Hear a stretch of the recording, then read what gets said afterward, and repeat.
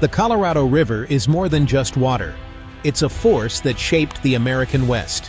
For millions of years, it carved the Grand Canyon, sculpting the land and sustaining ancient civilizations. The ancestral Puebloans built their lives around its rhythms, treating the river as sacred. Later, pioneers and engineers saw opportunity, building massive dams like Hoover and Glen Canyon to harness its power. These dams promised water and electricity for booming cities: Los Angeles, Phoenix, Las Vegas. The river became a vast plumbing system, fueling agriculture and urban growth across 7 states and Mexico. 40 million people came to depend on its flow, believing its bounty was endless. Laws and agreements were written on the assumption that the river would always provide. But this confidence was built on a misunderstanding. The river was never infinite. Our dreams were based on a rare, wet period in its history. We forgot the ancient lesson in the desert: water is a gift, not a guarantee. Now the river is calling in its debts. The lifeline is fraying, and the soul of the West is being tested as never before. The Colorado story is not just about water, it's about the choices we made and the future we face. The river shaped us, but now our actions are shaping its fate. The question is, can we adapt before the river runs dry?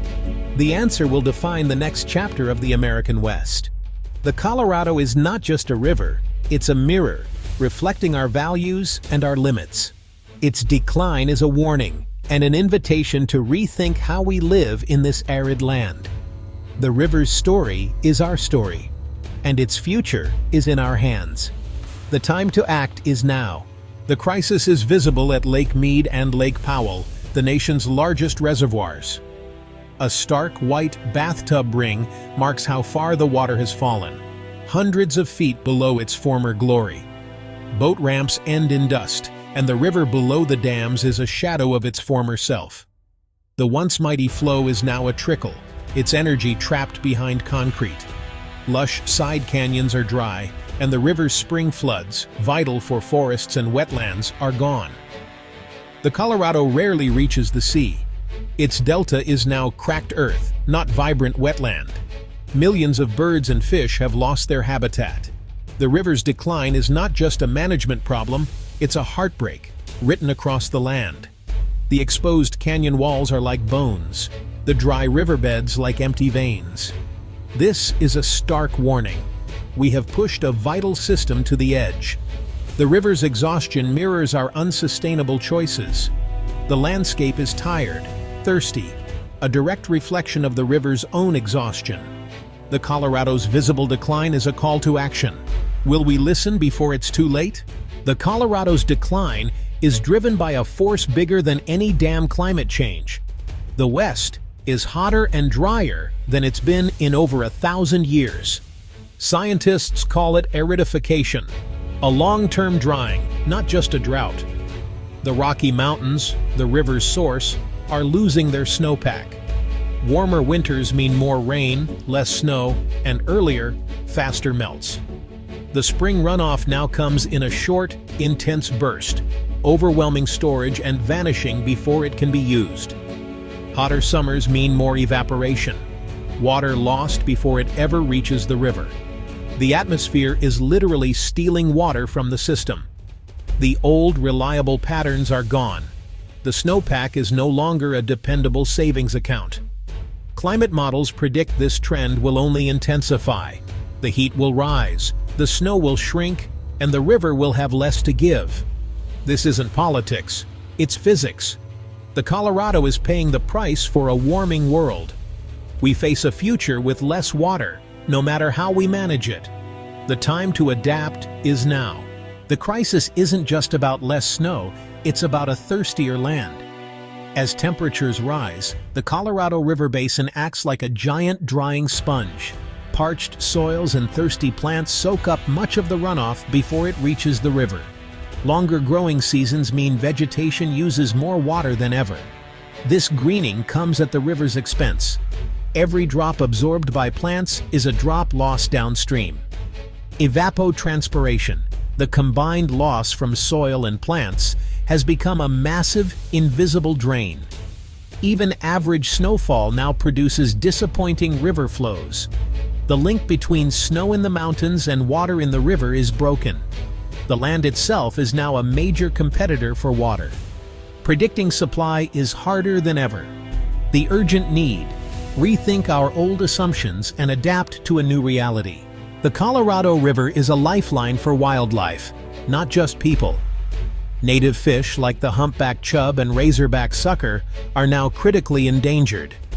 Dams block migration, and low, warm water concentrates pollutants and predators.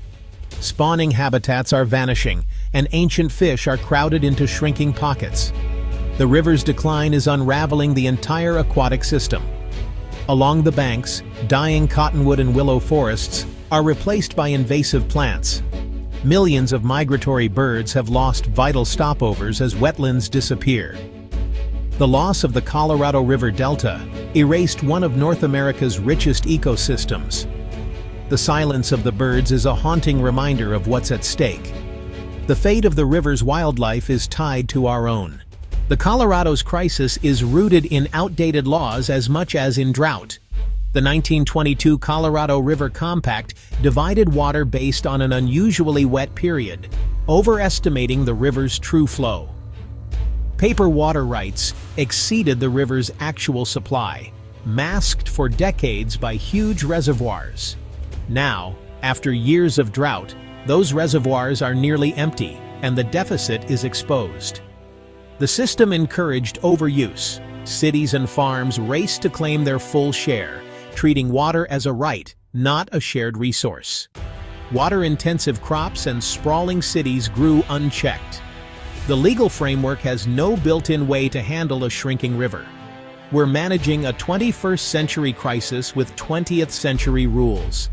The old agreements ignored climate change, ecological needs, and tribal rights. The law of the river is based on a Colorado that no longer exists. Untangling this legal web is one of our greatest challenges. Despite the grim reality, there is hope. Other rivers have been restored with political will, science, and public support. In 2014, a historic U.S.-Mexico agreement sent a pulse flow to the Colorado's delta, briefly reviving the ecosystem.